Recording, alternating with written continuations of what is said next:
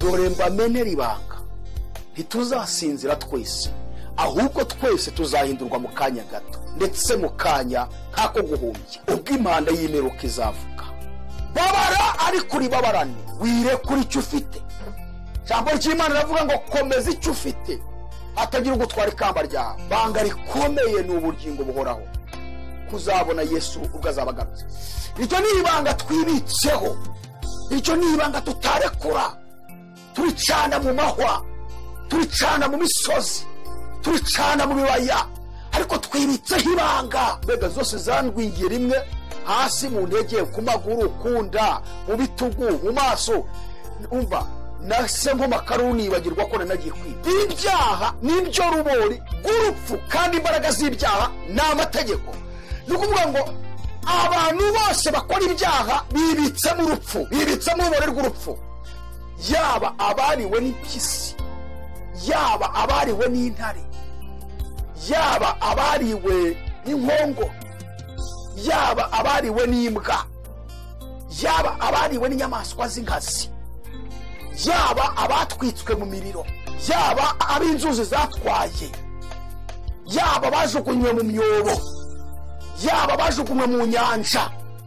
Tugiye kubereka niba baragiye koko nta rubori rw'urupfu bibitseho aricyo cyaha. Abangaba baracyumva, ntibigeze bapfa amatwi, bahora bavanga ariko uwo mwami ari henga duhamagare. Nimutangazwe n'ibyo, kuko igihe kizaza ubwo bari mu bituro bose ngo bazumva ijwi rye. Ndaje mbereke uburyo Bibiliya igaragaza ko hari abantu bapfa bumva, hari abantu bapfa ariko bagapfa bumva, bagapfa bumva. Ni ukuvuga ngo kuva Yesu yapfa akazuka, abamwizera bose birinze n'urubori rw'urupfu. Iyo bapfuye bapfa bumva, kuko agahe ko kurisha kagiye gushira.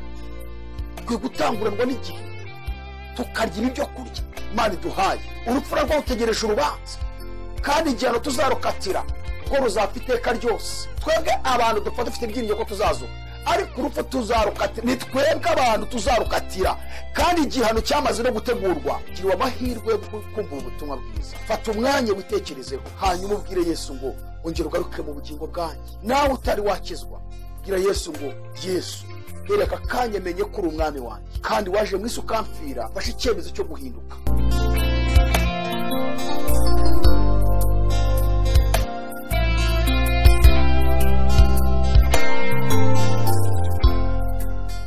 Amahoro y'Imana kuri mwese bakunzi ba AYALONI TV. Turabashimira kandi mwebwe mwese abakurikirana ubutumwa bwiza tubagezaho kuri AYALONI TV. Tukaba tugushimira wowe ufata umwanya ukumva ubutumwa bwiza tuba twashyizeho. Uyu mwanya rero Imana yongeye kutwemera kugaruka imbere ya kamera kugira ngo dukomeze tuganire ku ijambo ry'Imana. Ngira ngo mumaze kumenyera, ariko wenda hari abashyashya baba baje ari bwa mbere. Amazina yanjye nitwa Zariye ikigeneye. Tukaba dufite ibiganiro bine bitambuka hano kuri Iyi Channel ya AYALONI TV. Ikiganiro cya mbere ni ikiganiro cyitwa Igihe cyanjye, kikaba kigarukamo inyigisho z'uburyo butatu: inyigisho zo kugaruka kwa Yesu, ibimenyetso byo kugaruka kwa Yesu, ndetse n'igitabo cy'ibyahishuriwe Yohana. Akazi ikiganiro cya kabiri, izina ryacyo ni Dusengane.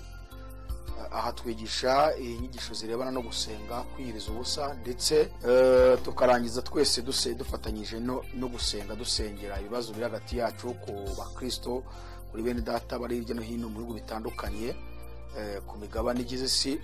Tugasengera ubugingo bwacu, tugasengera ibitugoye mu ruhande rw'umubiri, uburyo dushakishamo ubuzima, ndetse tugasenga twivanaho n'imbaraga z'umwuka muri wose w'inyatsi zitugendaho. Ikiganiro cya gatatu, ikiganiro cyitwa ngo ubusesenguzi muri Bibiliya.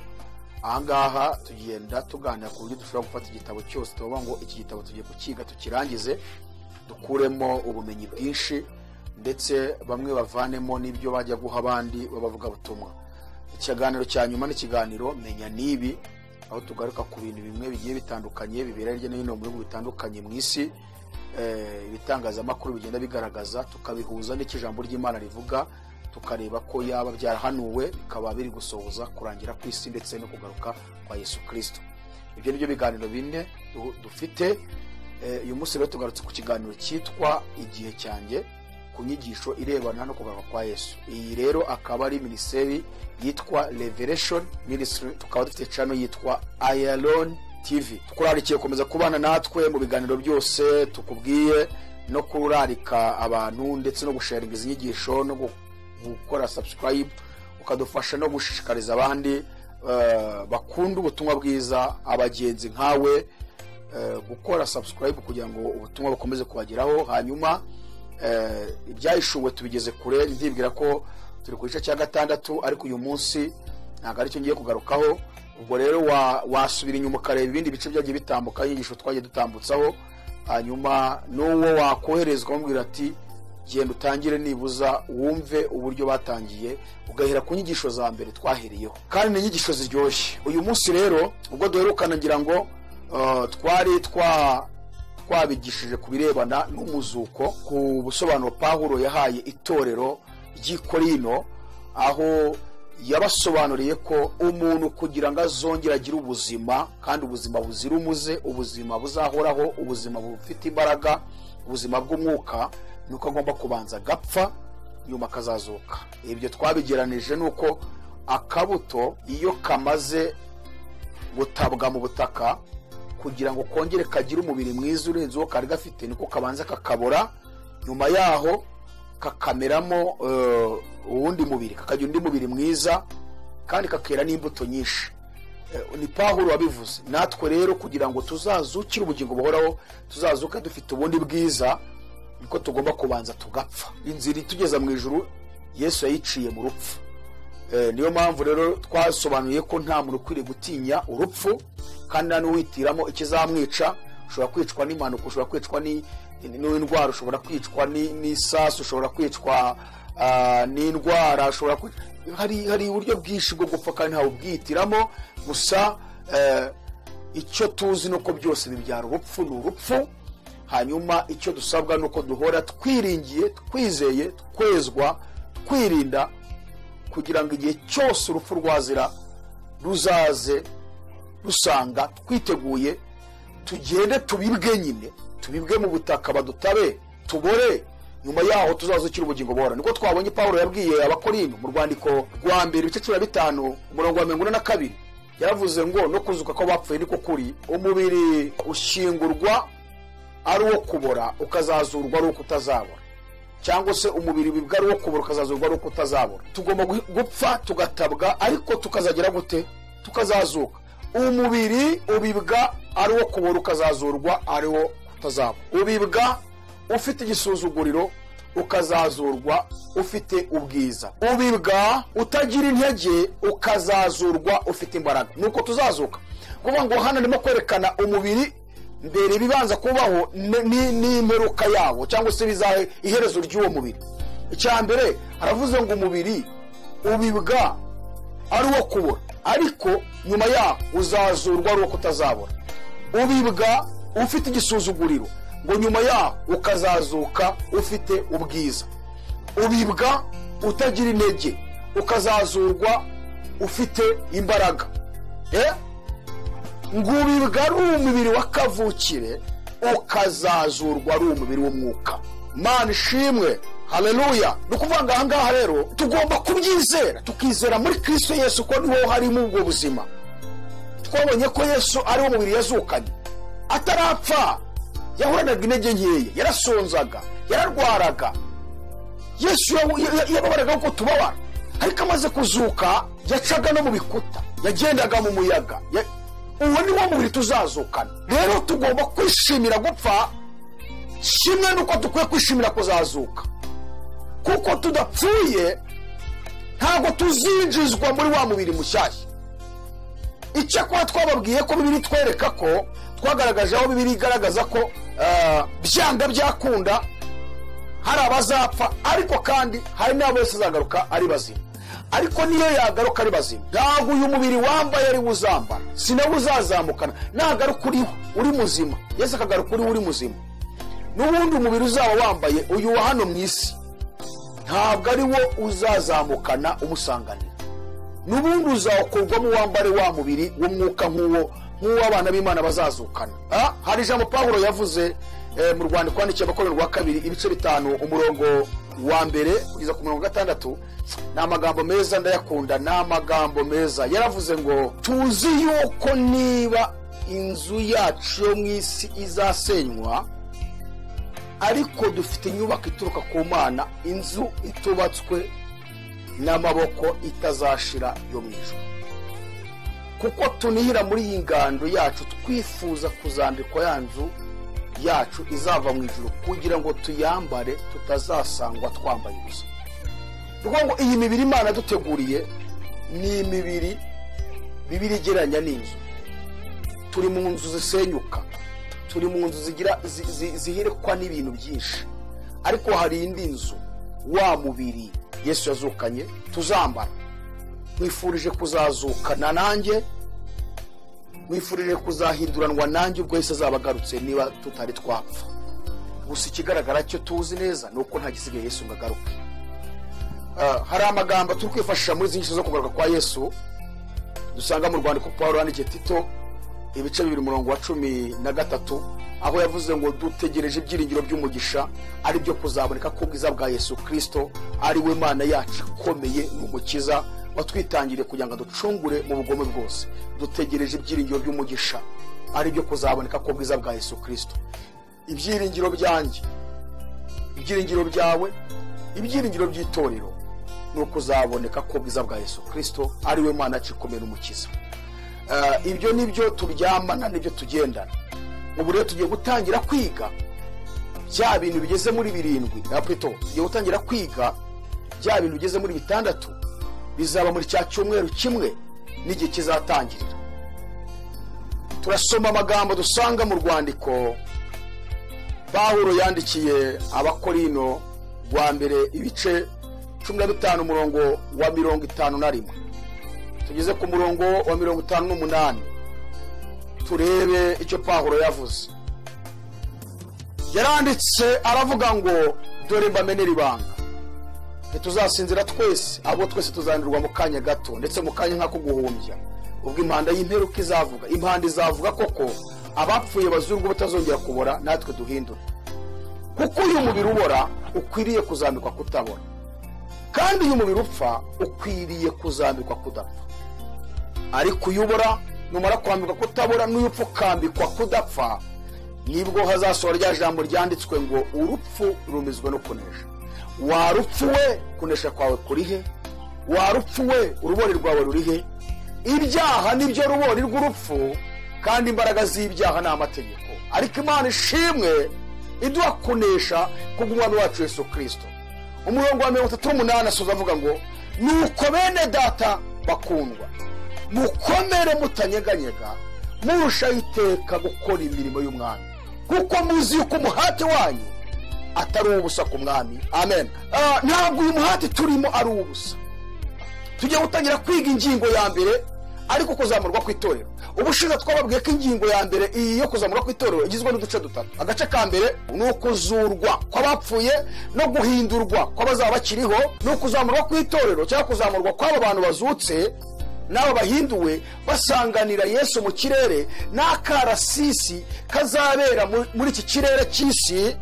Kubera iki? N'akarasisi k'abamarayika bazaba barimo gukusanya itorero aho rizukiye cyangwa se aho bazamukiye, kuko Yesu azaba afite ahantu intebe ye iteye y'ubwami, izaba iteye hano mu kirere. Iki kintu tucyumvikaneho, kuko hari amadini ajya yigisha yuko Yesu nagaruka azahamagara itorero ngo abapfuye bose bakazuka n'abari bagahindurwa bakamusanganira mu ijuru. No, turaje twinjiye muri byo turebe. Bibiri tubwira ko Yesu azagaruka agahagara ku bicu, itorero rizamusanganira ku bicu. Ntabwo Bibiri ivuga ko rizamusanganira mu ijuru, oya, ni ku bicu. Ni kuvuga ngo hari ahantu Yesu azaba yateye intebe ye, hari ahantu hazaba hari intebe. Aho rero ntimumbaze niba ari hagati mu mutima w'isi mu kirere, ku buryo nibuza abava mu mpande enye z'isi bose baza, abamarayika bakusanya itorero barizana, aho Yesu azaba ari hagati y'isi. Ntimumbaze, ariko birivuga ko azagaruka ahagarare ku bicu, hanyuma ahamagare abapfuye amwizeye bamusanganire, n'abazaba bakiriho bahindurwe. Hanyuma rero hano mu kirere hazaba akarasisi k'abamarayika bari kunyuranamo barimo gufata itorero abavuye mu bihugu bitandukanye barijyana aho Yesu ari. Icyo tuzakigisha ako ni agace ka kabiri.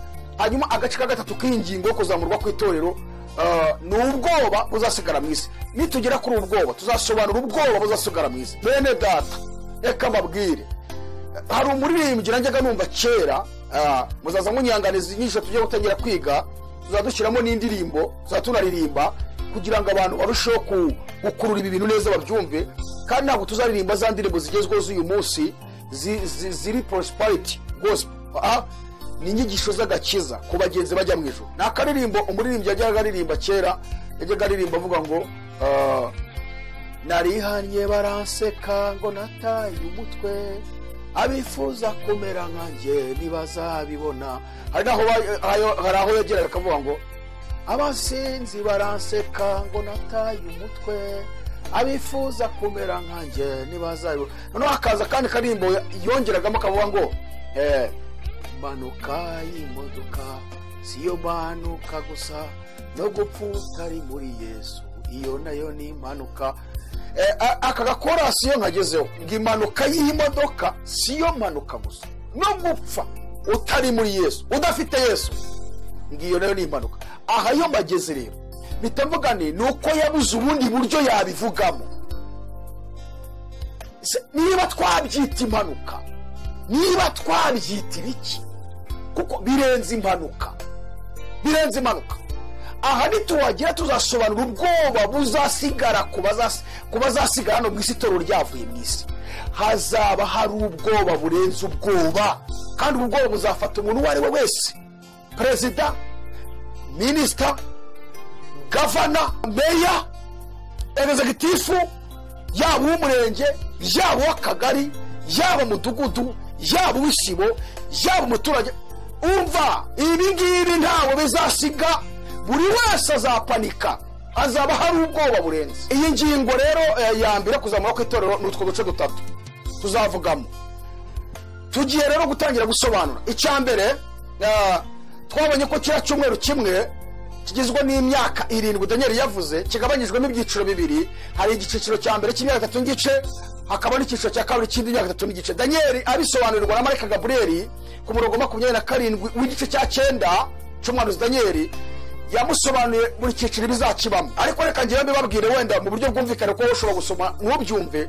Ariko iki cyumweru kimwe kigomba kubamo ibintu bigize muri bitandatu. Icya mbere ni umuzuko ku itorero no guhinduka ko bazaba bakiriwe.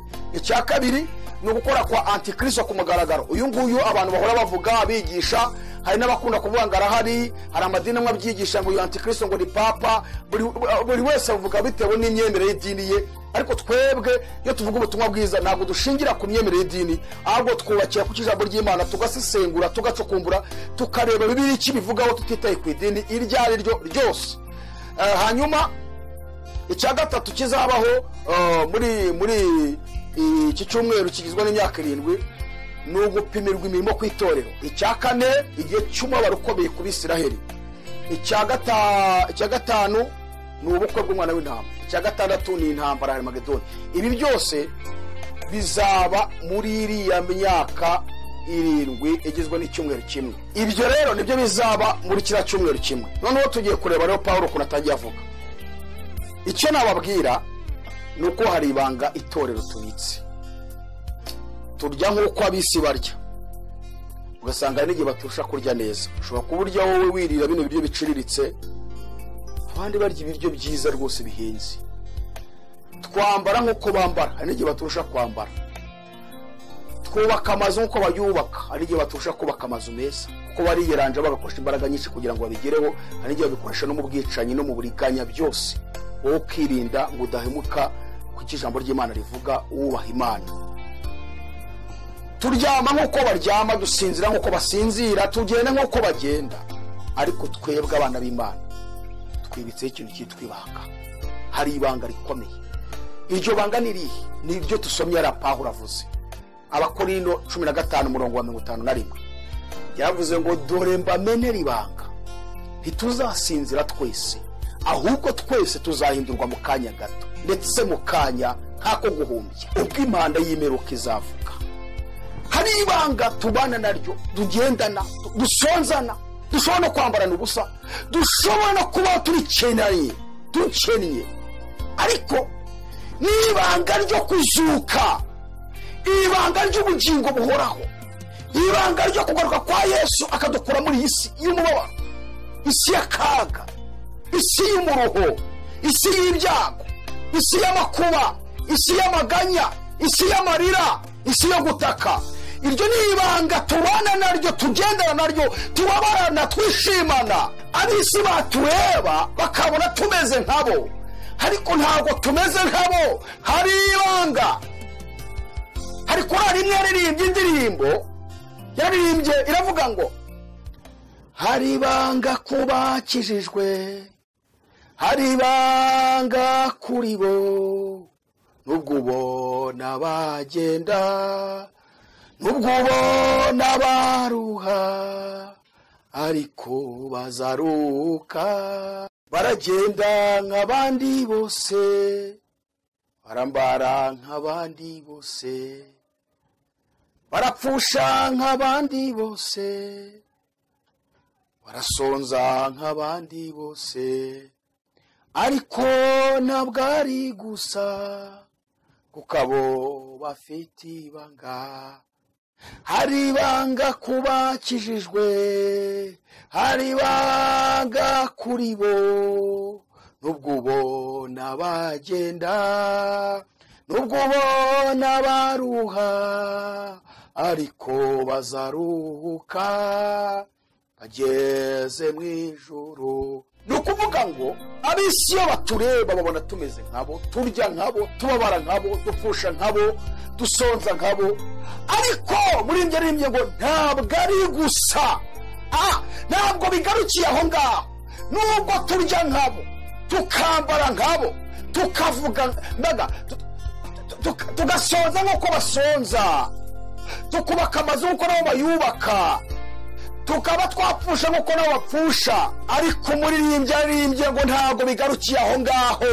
Twebwe dufite ibanga. Pawulo yanditse aravuga ngo niki abayuda barusha abandi? Niko yabajije abaroma, aravuga ngo niki abayuda barusha abandi? Ahita nisubiza ngo abayuda babarusha muri byose. Icyambere ngo nuko babikijwe ibyavuzwe n'Imana. Twebwe dufite ibanga, hari ibyo tubikira, turabiryamana, turabarana, ariko hari ibanga. Reka mbwire wowe ngurikiranye wamaze kwizera, gumana iryo banga. Nubwo uribabaranye ariko rigumane. Dutegereje ibyiringiro by'umugisha, ari byo kuzaboneka k'ubwiza bwa Yesu Kristo, ari we Mana yacu ikomeye n'umukiza. Gumana iryo banga. Kandi bajya bavuga ngo uwambaye ikirezi ntamenya ko cyera. Ushobora kububona ngo ab'isi bakurusha ubuzima, ugahora ubaza Imana ngo muhora iki, ariko icyo uryamanye umeze nka ya nkoko ibundikiye amagi ikayasonzana, ariko itegeko kizavamo gikomeye. Inkoko iyo ibundikiye amagi ishobora kumara icyumweru itarava mu magi ngo ijye gutora, igasohoka kubona isusumira nta mbaraga, ariko hari ikintu ibitegereje izava muri ariya magi. Ibanga tubitse twebwe abana b'Imana ni uko dutegereje umwami wacu Yesu Kristo, igihe yazira cyose tuzamusanganira. Iryo ni ryo banga rirusha ibindi byose, ibanga ry'ubugingo buhoraho. Babara ariko uribabarane, wirekura icyo ufite. Ijambo ry'Imana riravuga ngo komeza icyo ufite, hatagira ugutwara ikamba ryawe.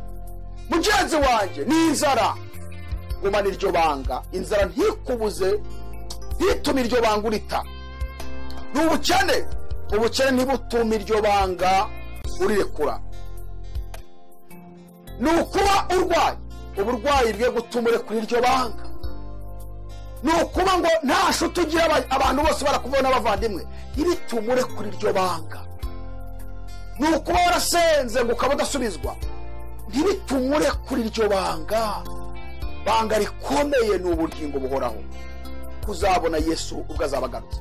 Pawulo ati dore mbamenera ibanga, ntituzasinzira twese, ahubwo twese tuzahindurwa mu kanya gato, ndetse mu kanya nko guhumbya, ubwo impande y'imperuka izavuga. aravuga ngo impande izavuga koko abapfuye bazurwa batazongera kubona, natwe duhindurwe. kuko uyu mubiri ubora ukwiriye kuzambikwa kutabona. uyu mubona mubiri ubora uzambikwa kutabora, ku buryo tutazongera kugira ubwoba bwo gupfa. hari igihe urupfu tuzarwibagirwa, tutazongera guterwa ubwoba n'urupfu ko ruzaba rwanakuweho. turi kwiga igitabo cy'Ibyahishuriwe, ningera ku gice cya 20 umurongo wa 14 na 15 tuziga ku iherezo ry'urupfu. tuzasobanura uburyo urupfu ruzapfa, tuzabereka uburyo twaba tuzarukatira igihano cyo gupfa. urupfu narwo rutegereje urubanza, kandi igihano tuzarukatira ubwo ruzapfa iteka ryose. kandi ubwo twebwe abantu dupfa dufite ibyiringiro ko tuzazuka, ariko urupfu tuzarukatira, ni twebwe abantu tuzarukatira. kandi igihano cyamaze no gutegurwa ni igihano cyo gupfa. rero nubwo tubabazwa n'isi tugaterwa ubwoba n'urupfu, ariko Pawulo aravuze ngo uyu mubiri uzambikwa kudapfa, uzambikwa kutabora. icyo ni ibanga twibitseho, icyo ni ibanga tutarekura. turicana mu mahwa, turicana mu misozi, turicana mu bibaya, ariko twibitseho ibanga yuko hari igihe tutazongera kubora. kuko uyu mubiri ubora ukwiriye kuzambikwa kutabora, uyu mubiri ukwiriye kuzambikwa kudapfa. Pawulo aravuga ngo ariko iyo ubora numara kwambikwa kutabora, niyo upfa ukambikwa kudapfa, nibwo hazasohora rya jambo ryanditswe ngo urupfu rumizwe no kunesha. Pawulo ahangaha yahise yigamba ku rupfu, aravuga ngo none wa rupfu we, kunesha kwawe kuri hehe? niba hari igihe tuzambikwa kudapfa, niba hari igihe tuzambikwa kutabora, wa rupfu we, kunesha kwawe kuri he? wa rupfu we, urubori rwawe ruri he? aha rero nikitonderwa, ngiye kuhaguma gatoya. Pawulo yaravuze ngo ibyaha nibyo rubori rw'urupfu, kandi imbaraga z'ibyaha ni amategeko. ndashaka gusobanura aha hantu, ibyaha nibyo rubori rw'urupfu. naragiye ihene, ndagira n'inka, nabaye umushumba, njya mbabwira ko nzabaho ubuhamya. turategura igihe tuzabaha n'ubuhamya bwacu kugira ngo tunabane tuziranye cyane. naragiye ihene, mva ku ihene njya kuragira inka. abashumba bagira amafuti menshi buriye ko mureba, kandi nimvuga abashumba mujye mumva mu buryo bw'umwuka no mu buryo bw'umubiri. n'abashumba mu buryo bw'umwuka bagira amafuti menshi, ariko Imana ishaka ko niba uri umushumba uhora wigenzura vuba na vuba. noneho twajyaga tujya kuragira tukirwa turandura imyumbati y'abandi, ugaca ku giti cy'umwumbati ukabura gitigishije, ugahita urandura cyose ugacumuramo n'imyumbati ugavanamo nk'umwumbati umwe cyangwa ibiri, ibindi ukabisiga aho ngaho. tukirwa duhanura amavoka y'abandi, tuba mu biti by'imyembe tugatara, tukajya turisha voka ihiye n'imyumbati mibisi. shumba bahura n'ubuzima bukomeye. rimwe rero nigeze kujya kwiba ari nijoro, nafashe inka nzishyira hariya njya kuzibira ubwatsi. ku bantu mwaragiye ngira ngo murabizi, hari icyo bita kwibira inka, ukazibira ubwatsi. yazijyanye mu migozi y'ibijumba, zishoramo, byari nka 2 z'ijoro, nanze kuzicyura kugira ngo mbone uko njya kwakura ubuki bw'abandi. zishyira mu murima w'ibijumba 2 z'ijoro, fata ifumba, shyiramo amase, shyiramo umuriro, njya kwakura ubuki butari ubwanjye. ndagenda ninjira mu rutoki, ndahakura. inka zo zirimo kurisha, kandi inka yuzibiye nazo zirabimenya kuri kuzibira, zirisha vuba na vuba. uko niko itorero rikwiye kubaho mu isi. muri iki gihe dukwiye kurisha vuba na vuba, kuko agahe ko kurisha kagiye gushira. dukwiye gutanguranwa n'igihe, tukarya ibyo kurya Imana iduhaye. noneho mu gihe ndi guhakura, kuko hari nijoro ntareba, inzuki zinyinjira mu myenda sinabimenya. zirinjira hose, ziramanuka, zihera ku maguru, zazamuka, zigera mu nda, mu mugongo hose zigeramo.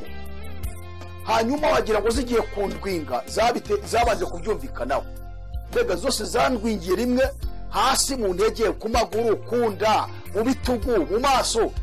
umva, nase nk'amakaro nibagirwa ko nanagiye kwiba, siga ifumba aho ngaho ndirukanga. icyo nshaka kuvuga rero ni iki ngiki, buriya urubori rw'uruki rurababaza, kandi uruki rukudwinze rugusigamo urubori rwaro. Niyo mpamvu uruke rwamaze kudwinga umuntu rukamusigamo urubori, nta ruboni rwongera gusubira mu mutiba, ntabwo usubira mu zindi nzuki, ahubwo Bibiliya rwita ngo ni impehe. Ubundi ngira ngo abantu muzi imiyugiri, ruhita ruhinduka nk'umuyugiri, kuko nta rubori ruba rugifite. Buriya urubori rw'uruyuki ni narwo ruyuki. Iyo rero uruyuki rukudwinze rugusigamo urubori, ivubi iyo rikudwinze rigujomamo urubori ariko rikarukuramo. Urumva ko biratandukanye. Kera rero twajyaga tubona n'ababyeyi bacu bavuga ngo niba urukiri rukudwinze rugusigamo urubori, batubwira ngo gifata ikinonko ukube ahantu rukudwinze kugira ngo urubori ruvemo we kubyimbira. Iyo ururekeyemo ukomeza kubyimbirwa kandi ukomeza kubabara. Pawulo aravuze ngo ibyaha nibyo rubori rw'urupfu. Niba twaraganiriye ku rupfu, murabizi ko ntangira kwigisha nabasobanuriye impfuzi Bibiliya ivuga. Twabonye ko ari impfu eshatu. Hari ugupfa uhagaze ugapfa mu buryo bw'umwuka, hari urupfu rw'umubiri urunguru dupfa tugashyingurwa, hakaba no kuzapfa urupfu Bibiliya yita ngo urupfu rwa kabiri ariko kuzarimbuka iteka ryose, kuzashyirwa mu nyanja y'umuriro n'amazuku, ariyo rupfu rwa kabiri. Noneho Bibiliya tubwiye ngo ibyaha ni urubori rw'urupfu. Bivuga ngo umuntu ukora ibyaha aba ari kwishyira mu rubori rw'urupfu, kandi tubonye ko urubori ni rwo ruyuki. Bivuga ngo niba wamaze gukora ibyaha kare byarangiye, uri umupfu, wapfuye, uri intumbi. Abantu bakora ibyaha baba barimo kwibikamo urubori rw'urupfu. Urupfu ruvuzwa rero ni rwa rundi rwo gupfa uhagaze, rukazaguhesha no kuzapfa urupfu rwa kabiri rwo kurimbuka iteka ryose. Tukakubona ugenda wambaye kositimu, wambaye ingofero nziza, wambaye inkweto ihenze, wambaye baze, wambaye superi wagisi, wambaye imyenda ihenze, ariko muri isi y'umwuka warapfuye kera, kuko wibitsemo urubori rw'urupfu, aricyo cyaha. Umukristo wese n'umuntu wese utarizera ukora ibyaha ni umupfu imbere y'Imana. Ibyaha nibyo rubori rw'urupfu, kandi imbaraga z'ibyaha ni amategeko. Ni ukuvuga ngo abantu bose bakora ibyaha bibitsemo urupfu, bibitsemo urubori rw'urupfu. Nakubwira ngo gerageza ubwire Yesu ko niwe wenyine wakugirira impuhwe akakujomboramo urwo rubori rw'urupfu ukazuka. Noneho abantu rero bibitseho urubori rw'urupfu ari byo byaha, ntabwo bazigera bumva ijwi rya Yesu ubwo azahamagara. Gesha ngo mu yandi magambo, umuntu wapfengira ngo murabizi ntajya yumva, nta bwimenye yimenyaho, nta kintu na kimwe amenya ngo cyabaye. Abantu bakora ibyaha barapfuye. Niyo mpamvu Yesu nahamagara n'amatwi yabo yarapfuye ntiyumva. Ndaje mbereke uburyo Bibiliya igaragaza ko hari abantu bapfa bumva, hari abantu bapfa ariko bagapfa bumva, bagapfa bumva. Nivuga gupfa ntabwo ari urupfu rw'umwuka, rwa rwo gupfa uhagaze, rwa rupfu nababwiye twebwe dutinya ariko Imana idaha agaciro, urupfu rw'umubiri. Urunguru twabonye ko kubizera ni ibitotsi by'umugisha, baba basinziriye, kandi basinziriye ibitotsi byiza by'umugisha, baruhutse bategereje kuzumva Yesu abahamagaye. Ntabwo abangaba Yesu nahamagara bazaguma mumva bazumbijwe, ariko abantu bibitseho urubori rw'urupfu aribyo byaha, igihe cyose Yesu azahamagarira barapfuye rw'umubiri bakajyana n'urwo rubori, ntabwo bazigera bumva ijwi rya Yesu nahamagara. Icya kabiri, Yesu nagaruka bakiriho bahagaze bariho hano mu isi, Yesu nahamagara ntabwo bazigera bumva ijwi rya Yesu, keretse babandi babayeho birinda urubori rw'icyaha. Iki cyaha, urubori rw'urupfu aricyo cyaha, bazumvishwe baba bariho baba barapfuye. Abo ngabo bapfa bumva urupfu rw'umubiri iyo barupfuye ngo bagenda bumva. Reka babwire aya magambo Yesu niwe yavuze, ubutumwa bwiza uko bwanditswe na Yohana igice cya 5 umurongo 24 kugeza ku murongo 29. Aha niwe Yesu yavuze agaragaza ko hari abantu bapfa ariko bagapfa bumva, bagenda bumva. niba barariwe n'inyamaswa ariko bariwe n'inyamaswa n'ubu baracyumva, niba bariwe hari ab'inzuzi zatwaye n'ubu baracyumva, niba hari abagiye mu nyanja, inyanja zamize bapfa kuba baririnze rubori rw'urupfu aricyo cyaha, n'ubu amatwi yabo arabanguye bategereje kumva Yesu ahamagaye. Niba hari ab'inkongoro zariye, twagiye tubona abantu bapfa cyane nko muri jenoside 1994 twabonye abantu benshi bapfa, ab'inkongoro zaryaga, ab'ibiki inyamaswa zaryaga, impyisi, imbwa, abo bose niba baragiye bagapfa urupfu rw'umubiri ariko baririnze urubori rw'urupfu rw'umwuka, abo ngabo n'ubu amatwi yabo aracyategereje kumva ijwi rya Yesu, n'ubu barategereje barindiriye kumva ijwi rya Yesu ko ahamagara. Niba hari abo batwitse mu muriro bapfa kuba baragiye baririnze urubori ntarwo bafite, urubori rw'urupfu rw'umwuka, n'uyu munsi amatwi yabo arabanguye bategereje kumva ijwi rya Yesu, bategereje kumva Yesu ahamagara. Mwumva rero ko Yesu yavuze aho ngaho maze kubabwira, ubutumwa bwiza bwanditswe na Yohana 5:24 kugeza 29. Yesu yaravuze ngo ni ukuri ndababwira yuko uwumva ijambo ryanjye akizera uwantumye aba afite ubugingo buhoraho kandi ntazacirwaho iteka. Ni ukuri ndababwira yuko igihe kije ndetse kirasohoye ubwo abapfa bumva. Uyu murongo muwumve, ni ukuri uwo ni umwami w'ijuru n'isi, Yesu wabyivugiye, yaranabirahiriye aravuga ngo ni ukuri ndababwira yuko igihe kije ndetse kirasohoye ubwo abapfa bumva kandi bazumva ijwi ry'umwana w'Imana. Ubwo abapfa ni ukuvuga ngo kuva Yesu yapfa akazuka, abamwizera bose birinze n'urubori rw'urupfu, iyo bapfuye bapfa bumva. Ni ukuri ndababwira ko igihe kije ndetse kirasohoye ubwo abapfa bumva kandi bazumva ijwi ry'umwana w'Imana, n'abaryumvise bazaba bazima. Kuko nk'uko data afite ubugingo muri we niko yamuhaye umwana ngo abugire nawe, kandi yamuhaye ubutware bwo guca amateka kuko ari umwana w'umuntu. Aravuga ngo ntimutangazwe n'ibyo, kuko igihe kizaza ubwo abari mu bituro bose bazumva ijwi rye bakavamo, bamwe bakazukira ubugingo buhoraho, abandi bakazukira gucirwaho iteka. Oh, haleluya! Nimutangazwe n'ibyo, kuko igihe kizaza ubwo abari mu bituro bose ngo bazumva ijwi rye. Urumva abangaba bapfuye amatwi yabo ntabwo ari ibipfamatwi, ariko abapfuye barabanje gupfa urupfu rw'umubiri bibitse wa rubori rw'icyaha, ko batwatse icyaha n'urubori rw'urupfu. Aba bagiye bapfuye amatwi ntibazumva ijwi rya Yesu, ariko abagiye baririnze urubori rw'urupfu aricyo cyaha, amatwi yabo n'ubu baracyumva. Niyo mpamvu Yesu avuze ngo igihe kiraje ndetse kirasohoye ubwo abapfa bumva kandi bazumva ijwi ry'umwana w'Imana, kandi abazaryumva bazaba bazima. Narindi gusobanura ku kintu cyitwa urubori rw'urupfu. Urupfu ruguzwe aha ngaha ni rwo gupfa uhagaze, rwa rundi Adamu na Eva bapfiriye mu ngobyi ya Edeni, rwa rundi rwatumye Yesu aza mu isi kugira ngo aze gucungura umuntu kuko rwabaye inyokomuntu. Umuntu wese utarizera Yesu Kristo nk'umwami n'umukiza n'uyu munsi aracyari muri runo rupfu. Niyo mpamvu Bibiliya avuga mu butumwa bwanditswe na Yohana 3:18 ngo utamwizera amaze gucirwaho iteka. Umuntu wese utizera Yesu ngo amaze gucirwaho iteka, ariko haracyari igihe. Ngwino kwa Yesu umwizere, urokorwa urwo rupfu rw'iteka ryose rukuriho. Nicyo cyazanye Yesu. Tugiye gusobanura rero aba bantu bapfuye ariko bagapfa nta rubori rw'urupfu bafite, aricyo cyaha. Bararwivanyemo bafatanyije n'umwami wabo Yesu Kristo.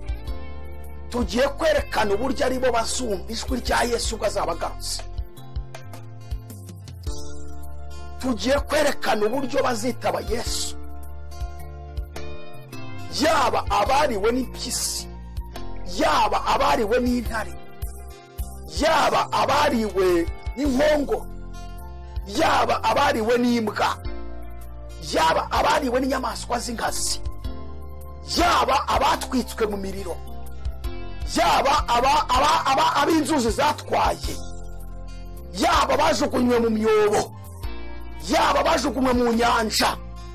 Tugiye kubereka niba baragiye koko nta rubori rw'urupfu bibitseho aricyo cyaha, abangaba baracyumva ntibigeze bapfa amatwi, bahora bavanga ariko uwo mwami ari henga duhamagare hanyuma tuzuke tumusanganire.